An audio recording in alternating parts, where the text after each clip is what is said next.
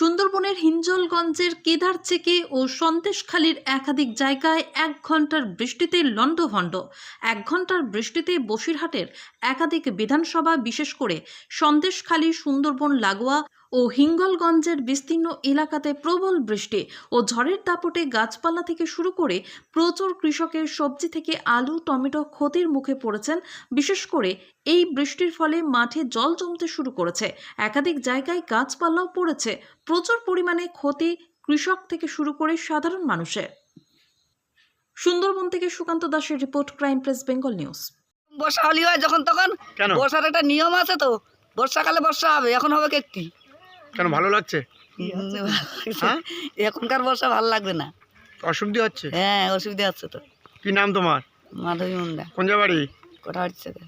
এখানে হিঙ্গলগঞ্জ থানার এই যে কেতারচাক গ্রামে প্রচুর বর্ষা ঝড়, 1 ঘন্টার উপরে বর্ষা ঝড় হয়েছে। সারা জায়গায় গাছপালা ভেঙে ভেঙে পড়ে গেছে, সে প্রচুর হারে ক্ষতি।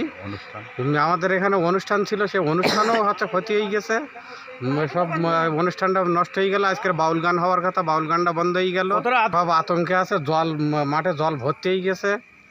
কি নাম তোমার? আমার নাম কুমারেশ রায়। ঘন্টা ঝড়ে ঝড় হয়েছিল, বর্ষা খুব পরিমাণে হয়েছিল, তার জন্য কিছু দোকান বাড়ি ভেঙেছে, গাছপালা ভেঙেছে। অনুষ্ঠানটা যা ছিল হচ্ছে তরজা বাউলটা বন্ধ হয়েছে, কিন্তু আগামীকাল থেকে আবার কীর্তন শুরু হবে। আতঙ্কে আছেন? আতঙ্ক আছে, কিন্তু সকাল অনুষ্ঠান সূচি সহ যেভাবে অনুষ্ঠান আছে, কালকে আগামীকাল 9-10টা থেকে কীর্তন হবে, এটা আমার আশায় আছে। আতঙ্কে আছি, কারণ এই 1 ঘন্টা ঝড়ে ভীষণ ক্ষতি করে দিয়েছে। আমি একটা দোকানদার, ভাজাভুজের দোকানদারও, রোল চাউমিন দেই। আমার ভীষণ ক্ষতি হয়ে গেছে। গাছগাছালি খুব ভেঙে পড়েছে, খুব ক্ষতি হয়ে গেছে। কোথায় এটা? এটা কেতারচাক গ্রামে, হিঙ্গলগঞ্জ থানা। কি নাম তোমার? আমার নাম শ্যামলী রায়। কতটা আতঙ্কে আছেন? আর ভীষণ প্রচণ্ড আতঙ্কে আছি, ভয়ে আছি।